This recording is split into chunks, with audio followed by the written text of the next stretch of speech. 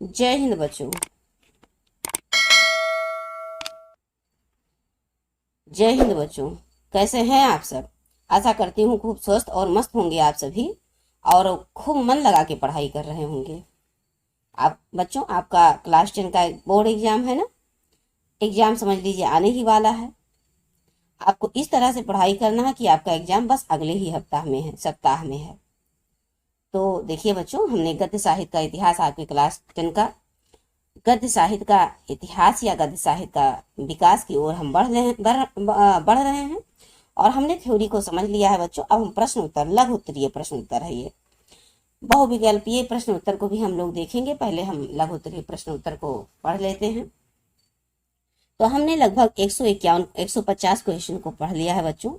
अब 150 क्वेश्चन आपने पढ़ा होगा, कुछ तो आप में जानकारी डेवलप हुई होगी, थ्योरी को भी आपने देखा होगा, गद्य साहित्य के प्रति आपके अंदर जो ज्ञान है विस्तार हुआ होगा, शब्द भंडार का क्या है, ये गद्य साहित्य का विकास कैसे हुआ, किन किन लेखकों का, कवियों का योगदान रहा, तो और कितने कितने प्रकार की विधाएं होती हैं गद्य में, ये सब आपने अच्छे से समझ लिया है बच्चों। अब आइए क्वेश्चन नंबर 152 पे चलते हैं।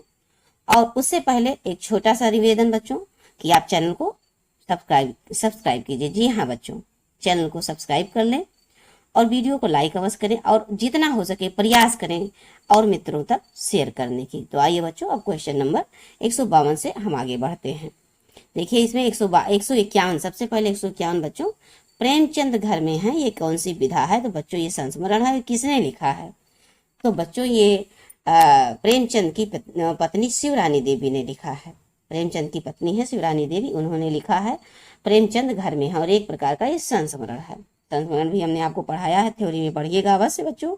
रेखा चित्र की किन्हीं दो विशेषताओं का, मतलब रेखा चित्र जो होता है उसमें क्या क्या विशेषता होती हैं, तो उसमें से दो विशेषताएं आप लिखिए।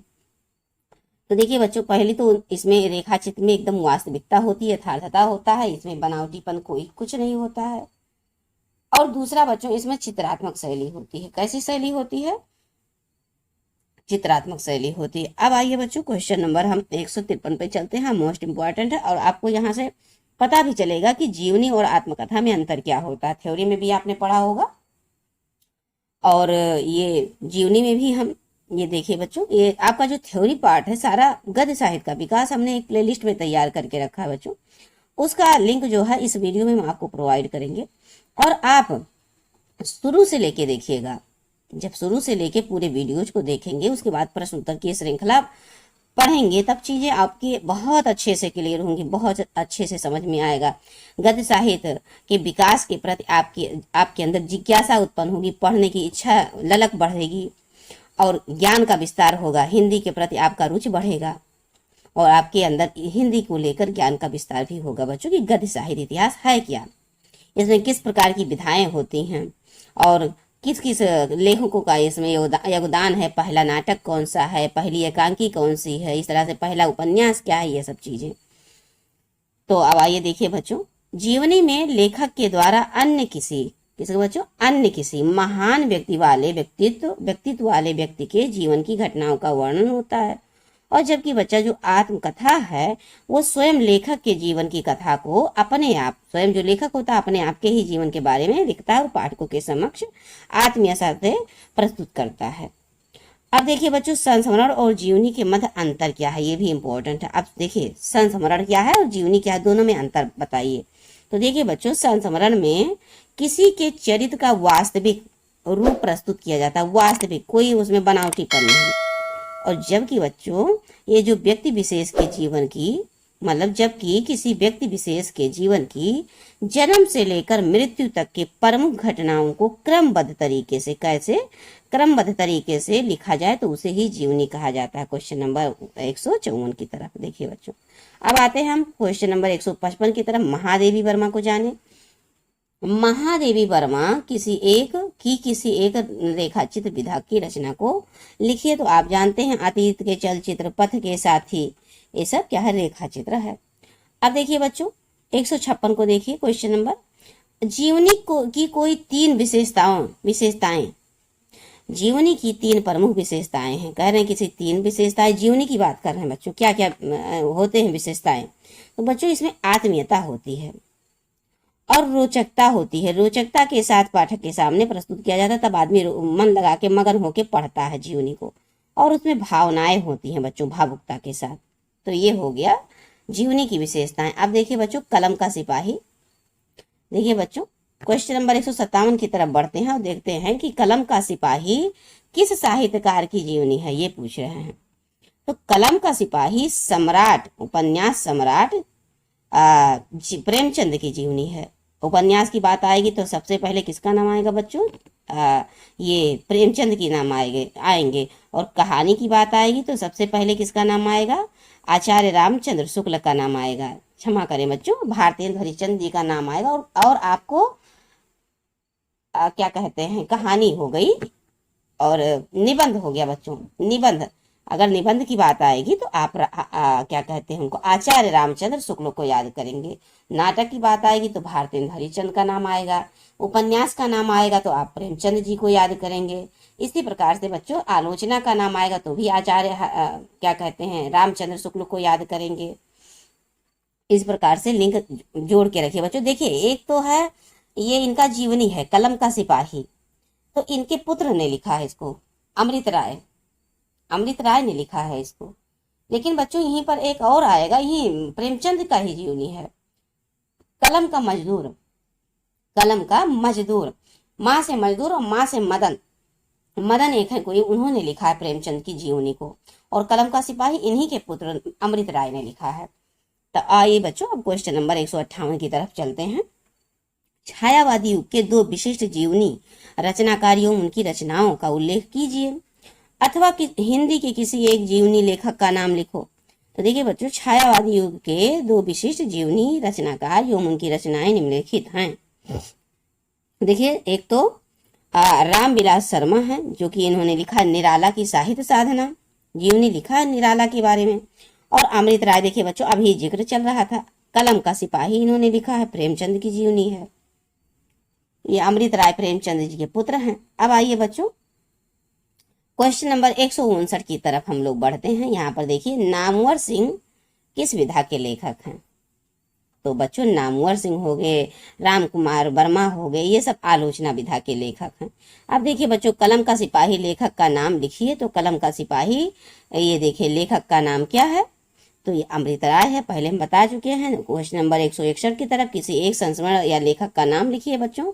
तो किसी एक संस्मरण या लेखक का नाम देखिए। बनारसी दास चतुर्वेदी हिंदी के प्रमुख संस्मरण लेखकों में एक है। संस्मरण की बात है, बनारसी दास चतुर्वेदी।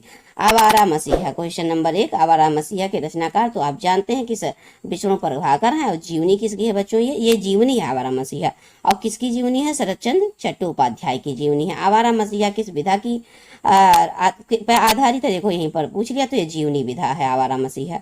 जयप्रकाश भारती द्वारा लिखित जीवनी का नाम बताइए। जयप्रकाश भारती ने जिसको लिखा, तो लोकमान तिलक, जयप्रकाश भारती ने लिखा है लोकमान तिलक। किस विधा द्वारा रेखाएं एवं रंग रचना की रचना विनय मोहन शर्मा ने लिखा है। विनय मोहन शर्मा ने रेखाएं और रंग रचना किस विधा द्वारा लिखा है? तो संस्मरण एवं रेखा चित्र द्वारा रेखाएं और रंग रचना की रचना विनय मोहन शर्मा ने की है।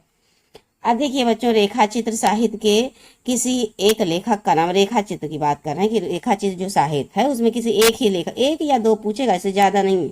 तो बच्चों राम वृक्ष बेनीपुरी रेखा चित्र, और महादेवी वर्मा को भी आप ले लीजिए। अब आइए बच्चों, यात्रा वृत्तांत, यात्रा वृत्त साहित्य से संबंधित अब क्वेश्चन आपसे पूछे जाएंगे। तो देखिए, यात्रा वृत्त साहित्य और रिपोर्टाज के एक एक लेखक, क्या क्या बच्चों? रिपोर्टाज और यात्रा वृत्त साहित्य, एक एक लेखक का नाम। तो देखिए बच्चों, राहुल सांकीर्त्यायन घुमक्कड़ शास्त्र लिखे हैं। ये क्या है? यात्रा वृत्त है। अब घुमक्कड़ कौन, यात्रा कौन करेगा? घुमक्कड़ व्यक्ति करेंगे। ऐसे लिख करिए कि घुमक्कड़, घूमता कौन है? जो यात्रा करता है बस। हीरा सचिनानंद हीरानंद वास्यान आगे अरे यायावर रहेगा याद। ये क्या है बच्चों? रिपोर्टाज है। और आ से आगे आ से अरे यायावर रिपोर्टाज है बच्चों। अब देखिए, रिपोर्टाज रागे राघो एक रिपोर्ट, एक अन्य भी दे दिए हैं। क्षमा करें बच्चों, ये मतलब आपका यात्रा वृत्त ही है। देखिए, हमने आपको थ्योरी में भी पढ़ाया, यहाँ से ध्यान से उतर गया। ये अरे यायावर रहेगा याद, ये क्या कहते हैं, वात्स्यायन का है, ये यात्रा साहित्य ही है। अब रिपोर्टाज में देखिए बच्चों, रागे राघव आते हैं, एक रिपोर्ट लिखे हैं। रा से रागे राघव, रा से एक रिपोर्ट मतलब रिपोर्ट, और रा से रिपोर्टाज। और धर्मवीर भारती ने अकाल की छाया, अकाल की एक छाया लिखे हैं। धर्मवीर भारती रिपोर्टाज है ये बच्चों, अकाल की एक छाया धर्मवीर भारती ने लिखा है। ये क्या नाम है, बंगाल में अकाल पड़ा था उस समय की घटना धर्मवीर भारती ने लिखा है। अब देखिए बच्चों, हिमालय प्रवास, यहाँ पर देखिए क्वेश्चन नंबर 68, हिमालय प्रवास कीर्ति किस विधा पर, विधा पूछ रहा है। तो हिमालय प्रवास काका कालेकर की है और ये यात्रा विरत साहित्य विधा पर आधारित रचना है बच्चों। अब आते हैं 159 पे, हिंदी के विशिष्ट व्यंग लेखकों के नामों का उल्लेख कीजिए। तो सरस व्यंग लेखक की बात कर रहे हैं बच्चों। ये देखिए व्यंग लेखक, तो सरस जोशी हो गए, प्रभाकर माचवे हो गए, रविन्द्रनाथ त्यागी हो गए, अमृत राय हो गए, केपी सक्सेना हो गए, केशव चंद्र वर्मा हो गए, हरिशंकर प्रसाई, बाल मुकुंद गुप्त आदि, ये सब कैसे व्यंग लेखक हैं। इसको आपको याद ही करना पड़ेगा ऐसे। कॉलेज, मेरी कॉलेज डायरी, या किसी एक डायरी के नाम, मतलब जैसे चाहे लिख जाएगा कि मतलब एकदम नाम पर्टिकुलर दे देगा कि मेरी कॉलेज डायरी किसका है, या पूछ लेगा कि किसी एक डायरी लेखक का नाम लिखे जिसने डायरी लिखा हो। तो धीरेन्द्र वर्मा है, आप जानते हो बच्चों। अब हम आपको नेक्स्ट क्लास में मिलेंगे क्वेश्चन नंबर 171 से। हम 20-20 क्वेश्चन की श्रृंखला को लेके चल रहे हैं, क्योंकि आपको इसको याद करना है और आप में निरंतरता हमको बनाना है, निरंतर पढ़ने की आदत का विकास करना है। बहुत ज्यादा मैटर देंगे तो आपको पढ़ने में बोरी महसूस होगी और याद भी नहीं होगी चीजें, और थोड़ा थोड़ा मैटर देखिए। अब 151 से हमने 170 तक पढ़ लिया है आज मेरी college diary, Dhirendra Verma, doctor Dhirendra Verma. अब हम नेक्स्ट क्लास में आपको मिलेंगे 171 लेक्चर बच्चों। डायरी का अर्थ बताइए, इससे हम अब इसको समझाते हुए फिर आगे बढ़ेंगे। और मुझे विश्वास है बच्चों कि आप चीज़ों को समझ रहे हैं, देख भी रहे हैं, और अगर आप निरंतरता बनाए हुए हैं तो आपको जितना क्लास अभी तक प्रोवाइड हुआ और आगे भी प्रोवाइड होगा गद्य साहित्य विकास को लेकर, तो आपके अंदर गद्य साहित्य के विकास को लेकर आपके अंदर विस्तार से अच्छे से समझ विकसित हो जाएगा। आप में हिंदी के प्रति सोचने समझने की क्षमता विकसित हो जाएगी। हिंदी क्या है, हल्के में जैसे ले रहे थे ना, कैसे ऊपरी रट के एग्जाम दे आ रहे थे, तो ऐसा नहीं अब रहेगा। निरंतर आप समझते जाइए बच्चों, ये आगे आपके जीवन भर आपको ये काम आने वाला है। और सबसे बड़ी बात तो जब तक आप लक्ष्य को प्राप्त नहीं कर लेंगे तब तक ये काम आएगा, और बाकी हिंदी है तो जीवन भर काम आएगा ही बच्चों। तो अब जाते जाते एक रिक्वेस्ट करेंगे कि आप इस चैनल को सब्सक्राइब करें, बच्चों में शेयर करें, अपने फ्रेंड सर्कल में प्रयास करें जितना हो सके शेयर करें। और हमारे द्वारा ये जो प्रोवाइड किया जा रहा है आपको कैसा लग रहा है, अपनी भावनाओं को कमेंट के माध्यम से व्यक्त करें, बताएं। और बच्चों वीडियो को लाइक भी करें। तो आइए इस वाक्य के साथ हम आपसे विदा लेते हैं और मिलते हैं आपको नेक्स्ट क्लास में क्वेश्चन नंबर 171 के साथ। जय हिंद बच्चों।